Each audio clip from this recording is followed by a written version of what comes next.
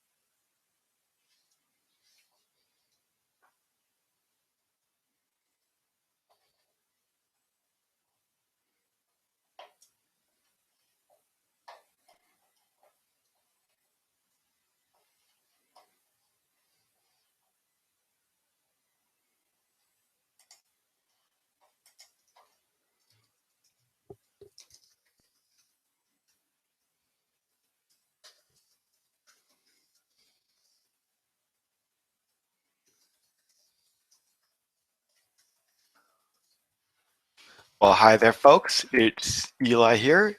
It's noon right now here in Vancouver, so I'm going to start this up in just a moment. Looks like we have a couple people coming in. If anyone else needs to come into the video chat, because we're doing a live broadcast on this, you may need to go and just ping me and ask for permission to come in. So I'll just send you a quick invite through Google+.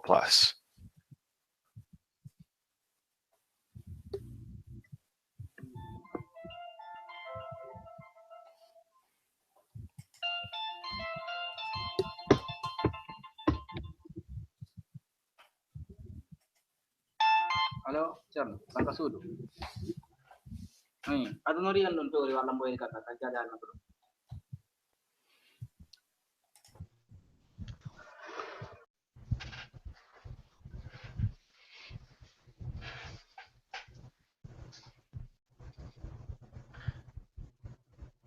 One more reminder as people start coming in that we are also using Slack in the office hours channel. So if you aren't able to come on for video or you prefer to use text, you can certainly participate there as well today.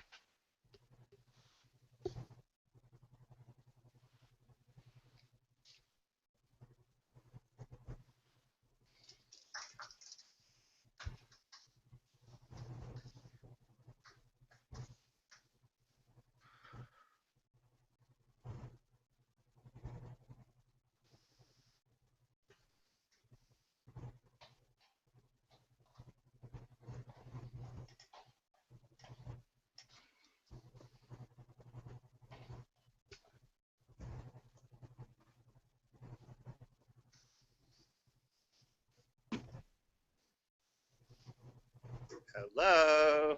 Well, hello. Hi, y'all. Cool. Speaking of co-organizers, it looks like we've got a co-organizer here from Vancouver. We've got Noah who's just joined us. I'm just throwing y'all the shaka for hang loose and be cool. Sweet. And I'm going to see you Fabulous. later today in person. Excellent. Right. Here in Vancouver, we've got our monthly event going on this evening. So this is going to be a big day for us. It's a twofer. It's one of those big days. Okay, I'm just sitting down to join the conference in the quiet room. Sweet. So who else we've got here? We've got Roshni. Hello. Hi. Welcome, welcome. Thank you. What's the topic for this evening? So today it's going to be all about working with co-organizers, the joys, the pleasures, the tears, all the complicated parts of working with a human being who can help you sort of plan and schedule your whole event. And so it looks like I may be having some video challenges, so I'm just going to turn my camera off for a moment since my internet's been freaking out for the last day or so. Here we go. I'm all audio now, so hopefully that helps. Yeah, I can hear you. Excellent. So that's the real piece to it. And so I've got a couple tips I wanted to share with us as a group. And then I just want to sort of open it up because these are pretty open, loose Q&A style office hours. So basically you can come with any questions you've got and we'll see what we can, like how we can help with that. Sort of as a group, since we've got a couple other experts and smart people here.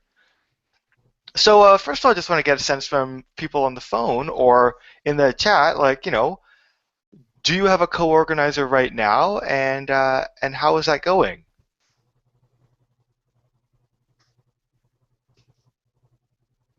Why don't we start off in DC, since I know the answer there. It's going great. I work with Heather, and I don't know if she was going to join the call this afternoon, but she has been tremendously helpful. We often take turns in hosting the NetSquared events. We also work together to identify topics and to promote the events. The next one we have coming up is on email best practices on June 28th, and she's taking the lead on that, but I also help to find presenters, so we collaborate a lot. And then July 19th we have one on fundraising, and that one I'm going to take the lead on, so it's been helpful to kind of trade off as well, so we both get breaks. Yeah, no, I think that's something I definitely want to come to, which is this idea of sort of doing this tag team style of approaching where you assign different leads as opposed to sort of particular roles. So yeah, let's definitely come to that. So I know over the years that you have sometimes struggled to find a co-organizer. How did you find Heather? Heather came and presented at one of our events, and then after that I talked to her about joining as a co-organizer, and I think it's helpful to find people who are consultants. Oftentimes she's a consultant, and because they also can benefit from co-organizing the NetSquared event in terms of finding potential clients. So I think those kinds of folks who are interested in marketing and promoting their consulting business, as well as growing their business through not directly at the events, but just making a lot of connections at the events and getting their name out, doing blog posts and things like that from events. That really helps consultants. So I think that's why it was a good fit, because she also benefits from being a co-organizer. Yeah, I think that's a really good thing to think through, which is like, why should someone be a co-organizer? What are the benefits to them? And how does it support them in their work in the community? If I may, I recall when we set up, or when we first started talking about NetSquared Victoria, the idea that we talked about was that people would come, they would learn something, but then they would want to contribute something. So in terms of finding organizers, there's kind of a nice little funnel of people can show up to the event that's interesting to them in particular. You may identify them as having a more acute interest in the group overall than just that particular event. And then you can invite them back to be a presenter on their topic of expertise. And then down the road, if that goes well, you could say, listen, that worked really well. Would you like to help me organize something for the future where we bring people on the same stream you've come in? So that's sort of a nice little theory of change of how to get people from just showed up at an event to taking on a presenter role to taking on an organizer role. Right. So it's sort of like, that nonprofit classic of the ladder of engagement, which is like, how do you ease people into the role and then progressively give them more responsibilities as they sort of show themselves to be the right person?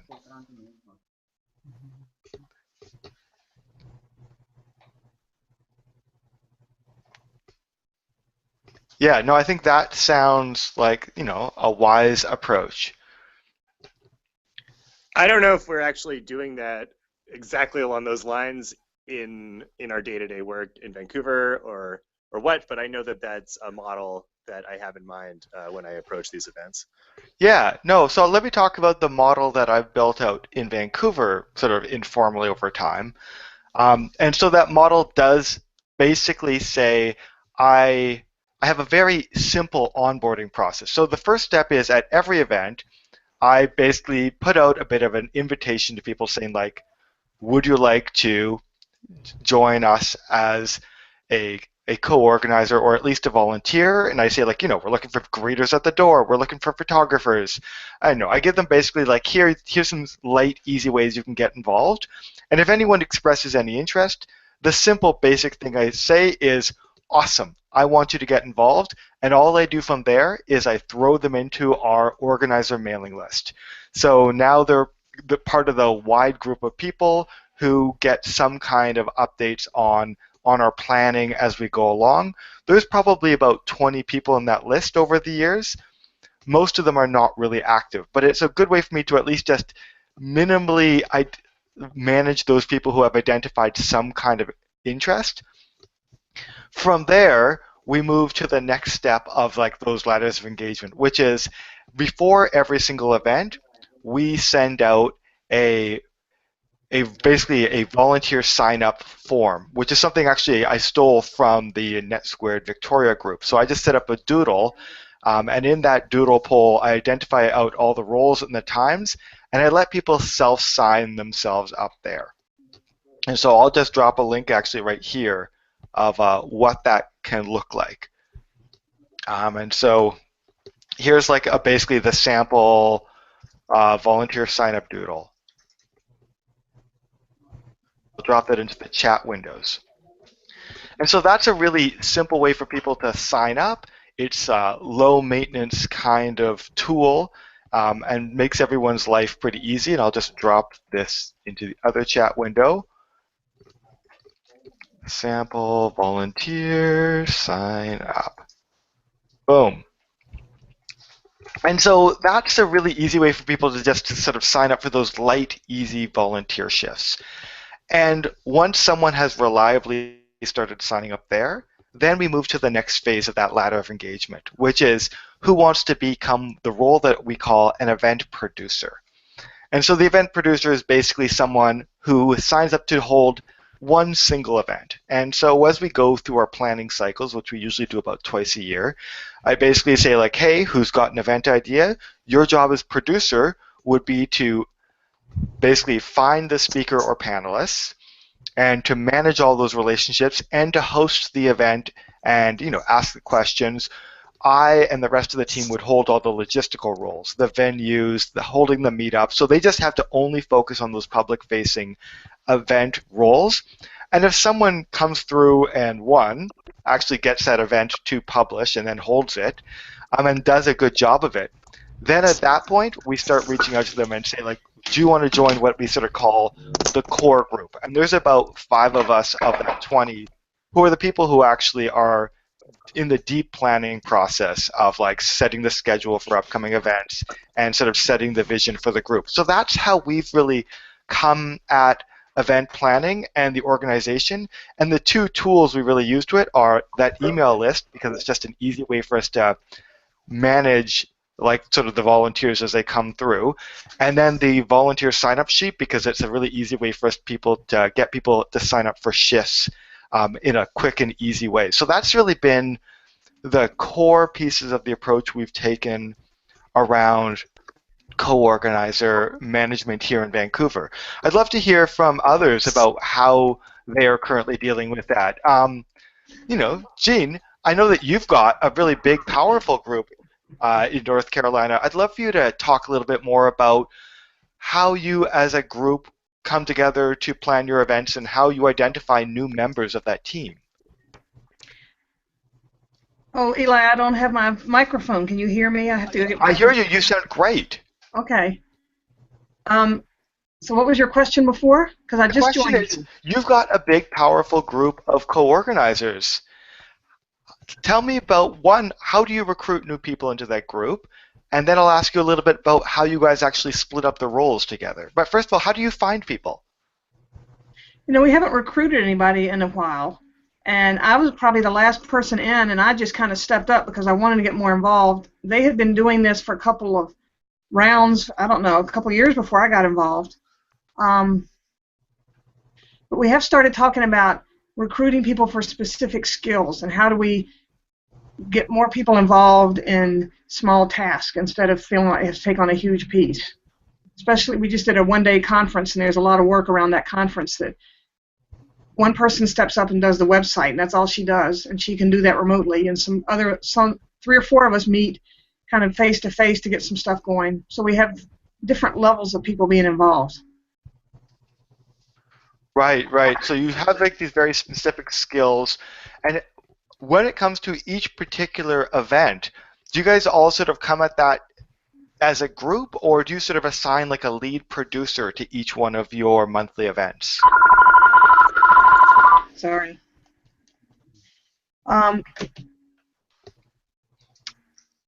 Paula's been mostly doing that. I've stepped up some with her to kind of organize some of those monthly events. I mean, we're pretty lucky. We have Judy, who has just taken on a big role. She's retired, so she has a little more time. She's taken on quite a role. She shows up at all the monthly events and is our point of contact with the sponsor that gives us a space.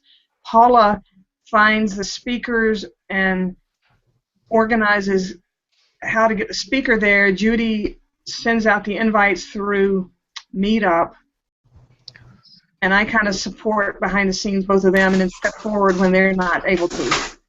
Right, so you have a very different approach than us in Vancouver, where we have basically one person owns most of an event. You guys have a very set roles which you consistently hold for each one of your events, which I think is another great way of doing it, and you guys have just come at it differently than I have in Vancouver. Yep.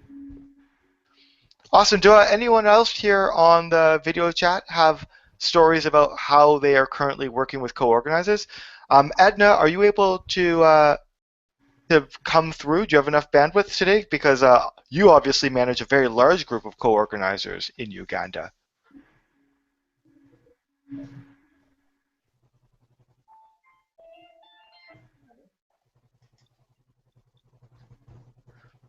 All right, perhaps I'm not able to get Edna all the way through today, which is sometimes just a struggle of trying to do video chats across all the globe.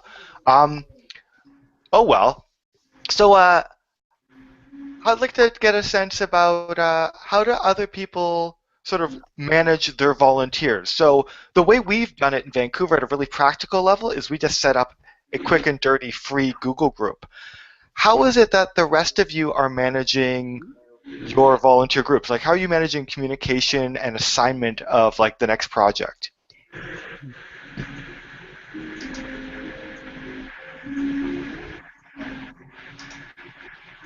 So Roshni, in DC, there's just the two of you, so it's a bit of a smaller communications challenge. But do you have any formal tools that you're using to help the two of you communicate?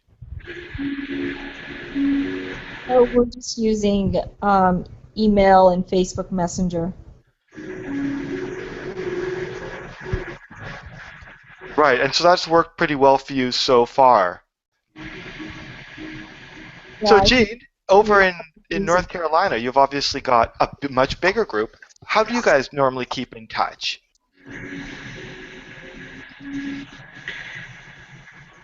We usually use Google Chats. Oh, interesting. So you set up like a multiple person Google chat. Well, now I'm trying to think. I guess we do conference calls, but we set it up through Google. It looks like Edna's trying to come through. No? Can you still hear me? I can hear you. Okay. So we talk through setting up, we use Doodle and set up phone calls. For the first time ever, we're now trying to set up a Doodle to get together to actually go to dinner together so that we can actually have social time together, which we never do. We always just kind of do all this work and never spend time enjoying each other. So we're going to try that for the first time. That's a really great idea. And one thing that we often do in Vancouver after our events that include learning and discussion, we invite people to come to a nearby social space, usually a pub or a restaurant somewhere in the neighborhood, and get together and just chit chat. And that's been a really great way to kind of foster those wonderful connections that people can make on a personal level. And I found that a lot of the greatest connections I've made at NetSquared have actually come in that social space that occurs after the event. So I would highly recommend that to other groups to do if you're able to. Yeah, no, that sounds really good. The group that I think has done that the very best is actually the Portland group, who doesn't have anyone on today, but they actually have a event debrief lunchtime gathering after every single monthly event. So they usually meet like the week after, and they're going to go through and just sort of do a debrief, go over any survey results, and sort of talk about what comes next. But they're very consistent about coming together face-to-face as a group and just sort of planning what comes next and how did it go to that point, which I always thought was really good, but also a pretty big commitment of time.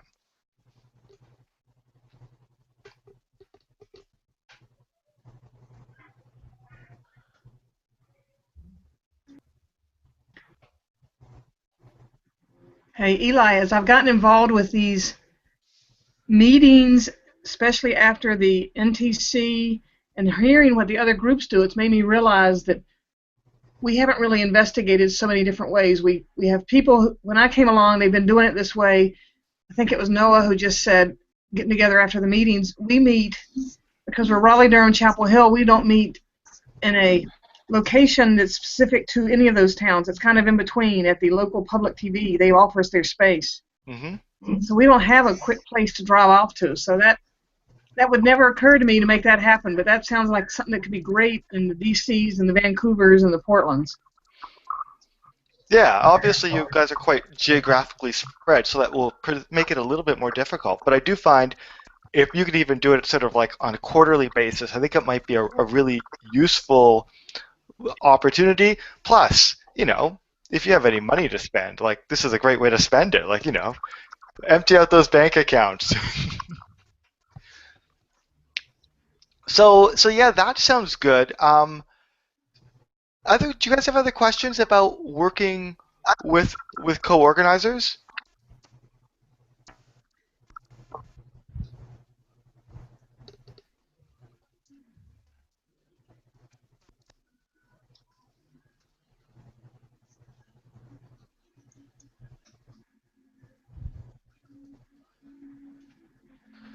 So I've put together a couple basic resources that could help you with this. So some of that is I've put together some templates around helping you recruit new co-organizers. So I've got a recruitment email and application form that you can cut and paste, which I keep on the organizer's handbook. I also have got a list of sample job descriptions for volunteers that you can use as you sort of go out there and try and find new organizers. So I've documented out a lot of these templates as well as how we use Doodle in the Organizer's Handbook. And I'm just going to drop that link in here right now.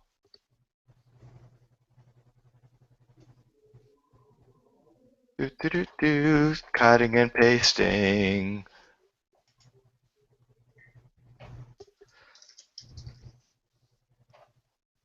And one more place to cut and paste. Doop-a-doop-a-doop-a-doop-a-doo. So many windows.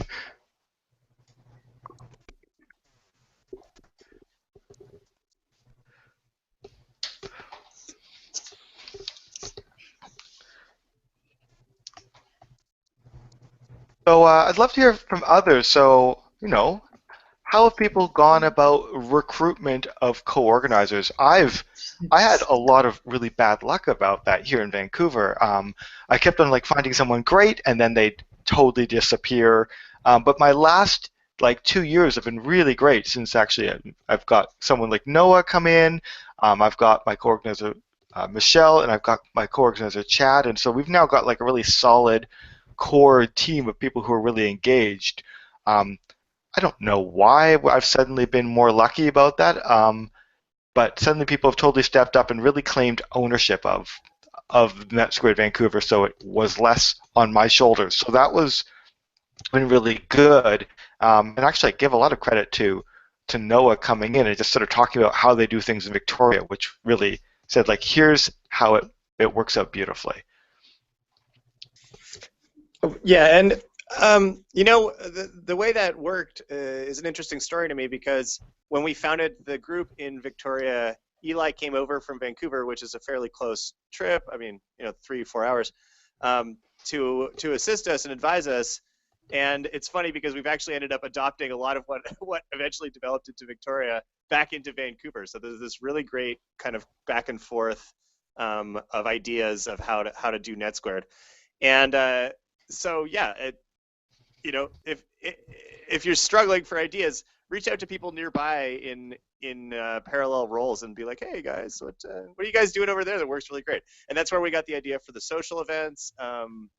What else came from that? Oh yeah, that's where we got the idea for an annual NGO ho-ho, which is we did it 1 year in Vancouver, or 2 years in Vancouver, where we do a Christmas party for the nonprofits of the community who otherwise would only have them and there are 3 other staff members there. So it's a big fun party, for people who don't get to have big fun parties in their office.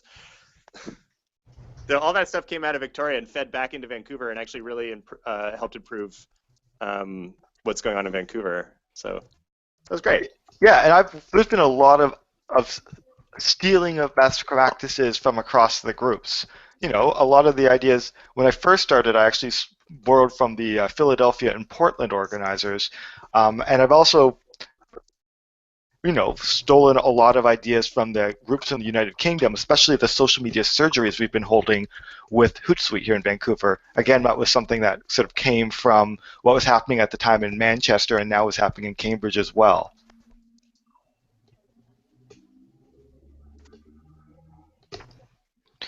So when you talk about the skills you want from co-organizers, what do you think would be useful for you?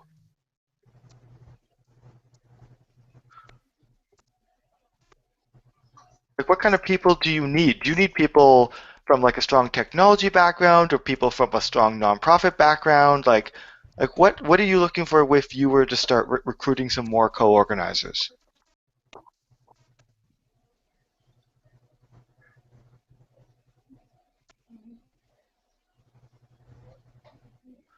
I think this is Roshani. I think having someone who works with nonprofits or who has interest in nonprofits and also interest in technology, those are the 2 things that we're looking for. And technology, I mean online mostly, web, email, social media, so somebody who has an interest and knowledge in that area, and then also a nonprofit background. Yeah, I actually think that sounds really right to me, and I think the piece that I heard there that seemed most important to me was that they needed to have an interest in that world of the intersection of nonprofits and technology, but they don't need to be an expert, which is something I have to always explain to new NetSquared organizers as well, which is to say your job is to be the host, to bring in, the pro bono expert of the week, but you don't need to be the deep expert. You just need to have curiosity and a real interest in reaching out to other people who could have good stories to share.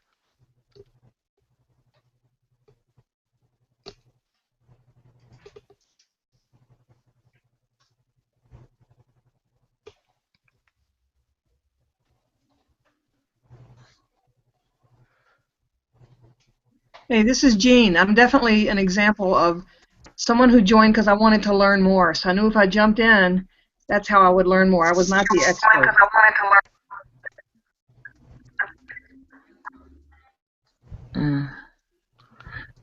Maybe can I chip in at this Oh, point? I don't excellent. know whether you hear me. This is Edna. Edna, I hear you very well. Please go ahead. Okay. The first one. You've asked us why. What is it that we look for when recruiting new members? I thought it was important for me to share with you in our last ambassadors summit that we had in Kampala. We fronted this exact same question to the delegates that came over, and they put up very many different. We asked them to mention 4 main characters that a new an organizer should have as you're trying to recruit. And I don't remember the other 2. I need to look at the report, but I remember the one that came up first and foremost is you must have basic knowledge on ICT.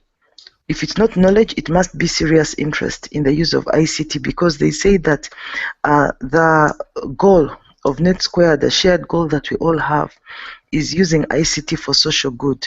And then the second issue that came out very strongly, that I remember very well, was the element of volunteerism, because they said that that would prevent people who come and join thinking that they're going to earn money and they're going to be given money for their projects implement. Then when they need that, they want to hear from the group, or NetSquared puts up a call for support for some of the activities that are supported. So they say that the person must be very clear on the element of volunteerism. Ambassadors Summit, and we agreed that to recruit new members, one method we can use.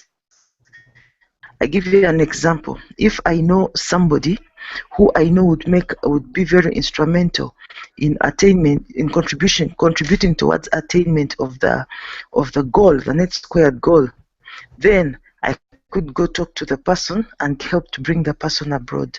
Then they said we could use different platforms like Technical Know-Who. We could use the conferences that we go to attend.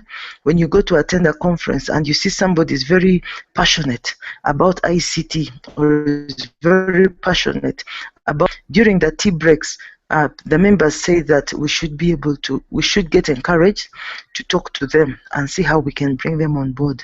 And then thirdly, for which is probably a different case from everybody, is if somebody dies. Like we had Maria died, but now as we speak, we have a new member. Now, in bringing on board the new member, they said that the team, the old team, must not be strongly influential in selecting the new member, because that person who has died already has got a team, has already mobilized a group of people that are towards a certain direction. So the person who is selected now should come from them and not imposed to them, which was very positive on our side, because that is how we got Joseph Mulopi on board. Lucky for us, I think we used the same method. That's how we got him on board to be able to become the new NetSquared organizer for the area where the late Maria was occupying before. Right. I thought I should share this. I think that's a strong point about, the unfortunate, tragic part, but also the power of having co-organizers is it does allow your community that you've built up to continue should you ever leave. So that's, yeah, certainly a real benefit. And I've seen that happen with some groups who have put in place very strong co-organizers when they've, say, left the city and moved to another place. So I think that kind of talk about how do we carry forward our legacy is one of the real important parts of why we should have strong co-organizers. So we're not just doing this in our cities by ourselves. So I've got a question from the text from Mel in Cambridge. And so she's saying, like, that they're in this great position of having these consistent social media surgeries every month, which are led by her and a co-organizer who are very stretched. She's got a newborn, is my aside. She'd love to have more events and sessions with other formats, but she needs co-organizers. If you're already holding meetups, it feels like finding these new relationships is very easy, but if you're kind of starting from scratch where you're not holding regular monthly meetups, how would you propose you find a new core organizer? One suggestion I'll start with is that some people have had a lot of success by holding a community survey. So they sort of send out a survey to all the members on their meetup saying, what topics do you want in the future, and would you be interested in being part of this? So that's been one way people have started to find new co-organizers. Has other people, I'd love to hear about how you have found new co-organizers.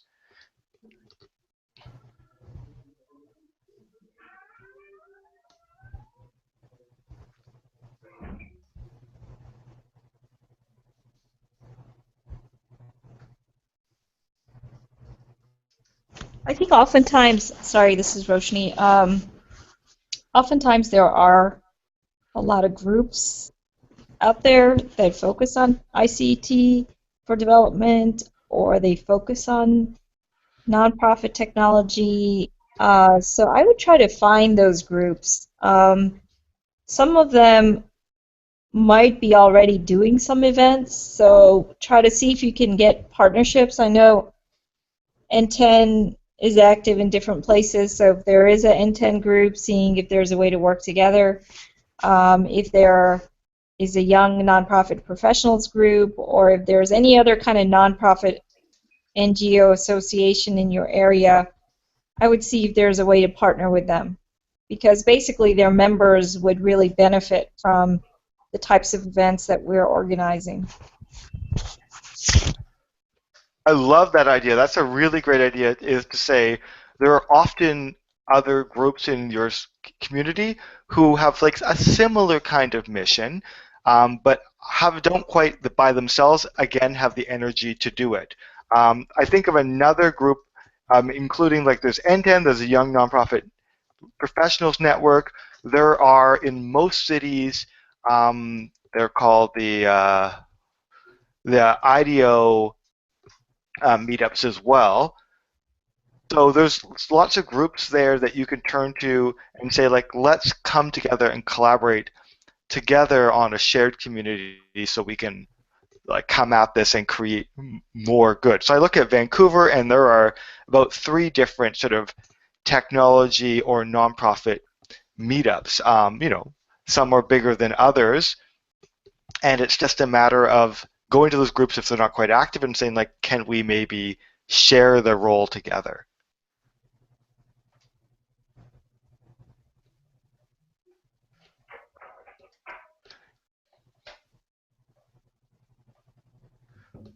So that sounds good. We've now hit a bit over the half-hour mark, and I did promise that I could keep these quite short. So I'm going to open up room for one last question, and see if anyone else has something that we want to have on the video.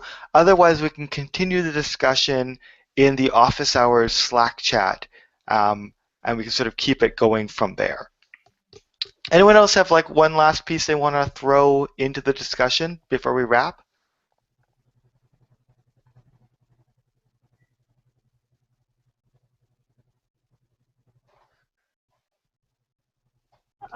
No, I don't have a question, but Jean, if there's a way we can follow up after this call, that would be great. I have a question for you.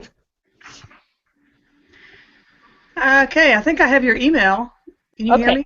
Yeah. Yeah. I'll send you a message. Do you have my email? Yes. Yeah, just if you want to send it, I'll be around now, so you'll know I'll catch it. Thank you. Thanks, Eli. Awesome. Well, thank you all for joining us today. Always like a real delight to meet up with you. Two things. One, we'll be holding another one of these in about 2 months. Every second month we try and do a hangout or some other thing on a different topic.